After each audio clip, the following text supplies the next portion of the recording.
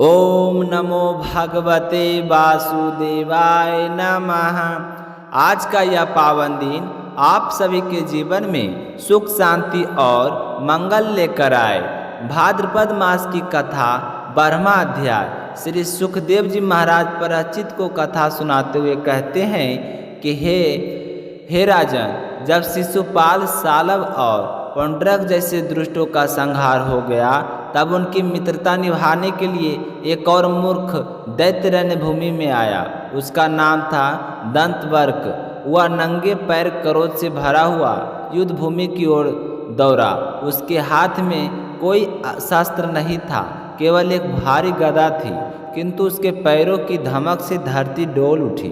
भगवान श्री कृष्ण ने जब उसे देखा तो वे भी रथ से उतरकर हाथ में गदा लेकर उसके सम्मुख खड़े हो गए और दंतवर्क ने गर्व से कहा, कृष्ण, तुम मेरे मामा के लड़के हो, तुम्हें मारने नहीं चाहिए, परंतु तुमने मेरे प्रिय मित्रों का वध कर दिया है। आज मैं तुम्हें अपनी वर्ज समान गदा से चूर चूर कर दूंगा। मैं अपने मित्रों का पैसे तुम्हारे प्राण के लेकर ही चुकाऊंगा। यह कहकर वह प्रचंड वेग से गदा उठाकर श्री कृष्ण के ऊपर प्रहार करता है, लेकिन भगवान श्री कृष्ण अचल खड़े रहे। फिर उन्होंने अपनी गदा से प्रचंड प्रहार किया। उसी क्षण दंतवर्क का वृक्ष भट हो गया, उसके प्राण निकल गए और उसकी देह धरती पर गिर पड़ी। और जैसे शिशुपाल की मृत्यु के समय हुआ था, वैसे उसके शरीर से एक दिव्य ज्योति निकलकर भगवान कृष्ण में समा गई। अब उसके भाई विदुरथ ने क्रोध में तलवार और ढाल उठाई और भगवान पर अटूट पड़ा। श्री कृष्ण ने अपने सुदर्शन चक्र से पल भर में उसका मस्तक धड़ से अलग कर दिया। इस प्रकार भगवान शिव ने साल्व का विमान, दंतवर्क का विदुरथ, सबका अंत उनकी कर दिया। और उनकी यह विजय देखकर देवता, ऋषि, गंधर्व, अप्सराएं और समस्त लोग उनके ऊपर पुष्प वृष्टि करने लगे। द्वारका नगरी में प्रवेश करते समय संपूर्ण सुशोभित था। बलराम जी की तीर्थ यात्रा उधर बलराम जी ने सुना कि कौरव और पांडव युद्ध की तैयारी कर रहे हैं।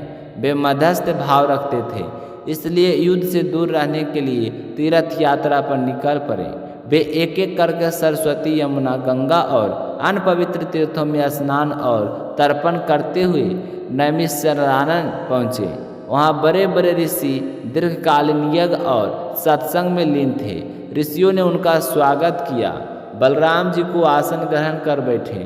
तभी उन्होंने देखा कि व्यास जी के शिष्य रोमहर्षण सूत ब्राह्मणों से ऊंचे आसन पर बैठे हैं। ना उन्होंने उठकर अभिवादन किया, ना ही प्रणाम किया। यह देखकर बलराम जी को क्रोध आया। उन्होंने कहा, यह सूत ऊंचे आसन पर बैठकर स्वयं को बड़ा पंडित मान गया है। उसका ज्ञान, अभिनय, पात्र, शुभ धर्म, चिंता धारण करके भी धर्म का पालन न करने वाला इससे बड़ा पापी और कौन हो सकता है। इतना कहकर बलराम जी ने केवल कुश की नोक से प्रहार किया और रोमहर्षण की मृत्यु हो गई। सभी ऋषि मुनि व्याकुल होकर बोले, प्रभु, आपने तो ब्रह्म हत्या तुल्य पाप कर दिया। हमने इन्हें वरदान देकर यज्ञ का अध्यक्ष बनाया था। बलराम जी ने विनम्र भाव से कहा, ऋषियों, यह मेरा अपराध है। बताइए, इसका प्रायश्चित मैं कैसे करूं? मैं अवश्य पालन करूंगा। ऋषियों ने कहा, रोमहर्षण के स्थान पर उसका पुत्र तथा सुनाए हैं, उसे दीर्घ आयु और बल प्रदान करें। अब आप इलबल दैत्य को पुत्र बालबल को मारकर 12 माह के वर्ष बाद तीर्थ यात्रा करें, यही आपकी प्रायश्चित होगा।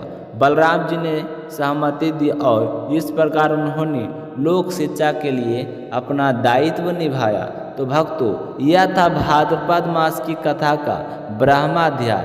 श्री कृष्ण और बालराम जी का दिव्य लीलाएं हमें यही सिखाती है कि धर्म और अधर्म का संतुलन बनाए रखना ही जीवन का परम कर्तव्य है।